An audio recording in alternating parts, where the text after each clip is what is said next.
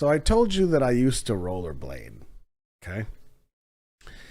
I used to rollerblade when I was younger. And this was let me think.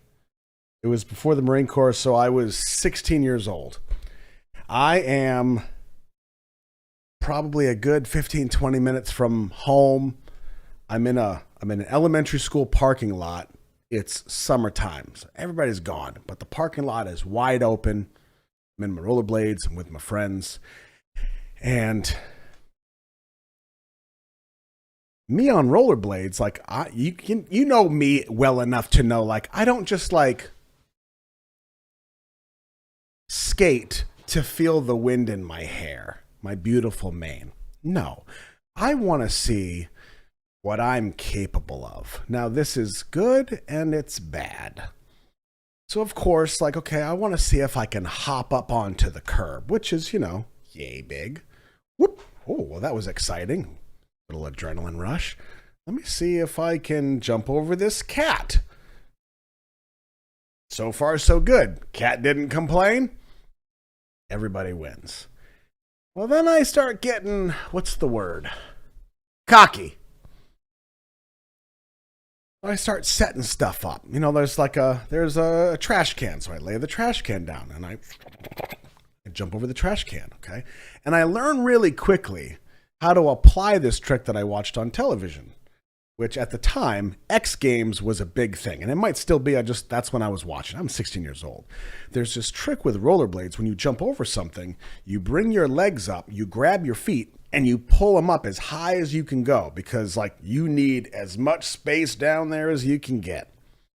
So I figure out, like, oh, this is a thing that I can do. I jump as high as I can, grab my feet, pull them up to my chin, and I clear whatever I'm jumping.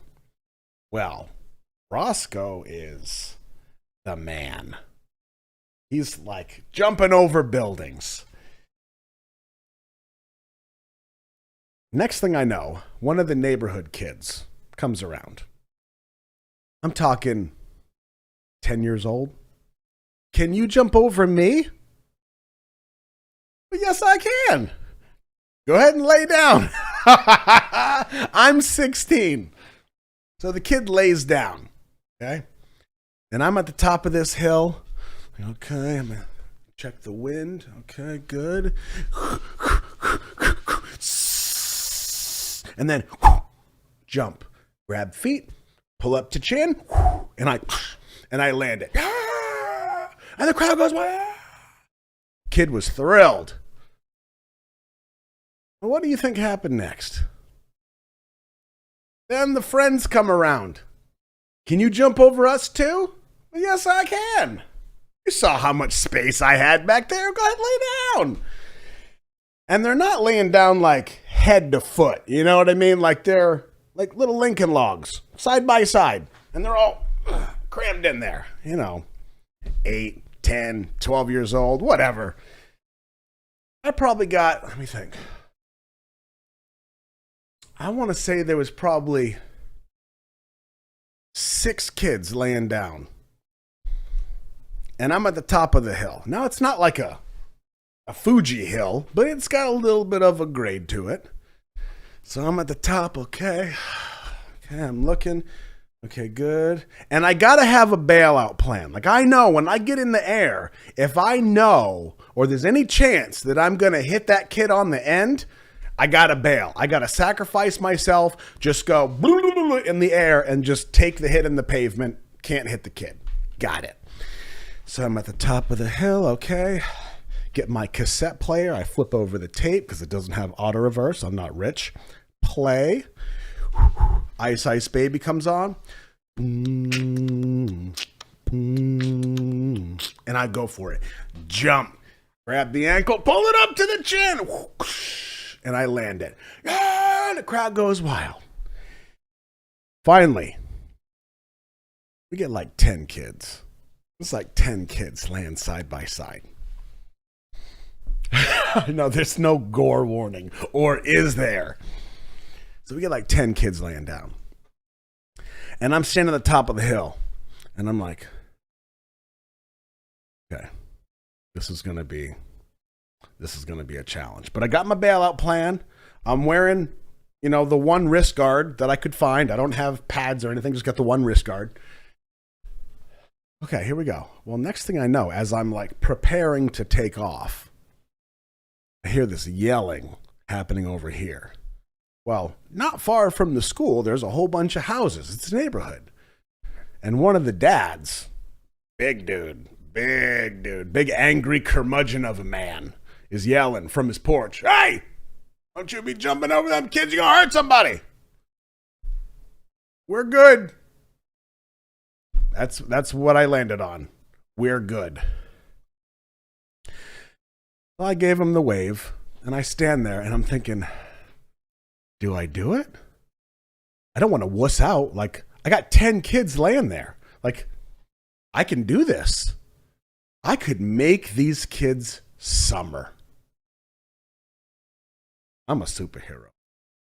So I start to kind of like get the dirt off my wheels, give it a little stretch, and I'm like hyping myself up. And I hear the yelling again. "Hey, I told you no!" Sounds like my Uncle Steve. I thought, you know what? Like, I don't want to disappoint the kids. There's 4 kids that haven't been jumped over yet. So you know what? It's time. And I knew, based on the shape of this man and the age of this man, that if I had to take off for any reason, I'm on wheels. He's not going to catch me. So I go for it. That was Chariots of Fire, in case you didn't catch it. And I just went as fast as I could. Because then I'm thinking, I'm doing like Junie physics in my head. I'm thinking, if I go as fast as I can still jump as high as I have been, because gravity is only so limited. But I just need to get far. So I went as fast as I could. And I went, well, wouldn't you know, as soon as I got to that first kid and I started to like, all of a sudden I hear, "Hey!" And it threw me off. And I was like, uh-oh, because it sounded like he was like right here. And I jumped. I grab my ankles and I pull them up and I stretch my back. And I realize at this point, there is no way I'm going to make it over these kids. So I literally just like let go and I change my body arc so that I just take the hit. And I can't even say that maybe inches from this last kid, like nothing touched him. I hit the pavement hard and well, you can't see it because I have a tattoo. I gashed my elbow bad. And I mean, like, oh, it's going to die. Oh, my God. And mess. It was a mess. But I knew I had the curmudgeon right up there, and he was going to be pissed. So I just went, and I just skated as fast as I could to get to the woods. The woods would lead me like 5 miles home on rollerblades, but I wasn't about to expose myself on the street. That wasn't the right way to say that. I wasn't going to walk home on the street where he could see me and then take me and beat me. So I walked home miles in the woods on rollerblades. And the moral of the story is, do it for the story. Go for it, because 20 years from now, you could be telling a bunch of people on YouTube that you did something really dumb, but nobody was hurt. Totally worth it. Do it for the story. Boom.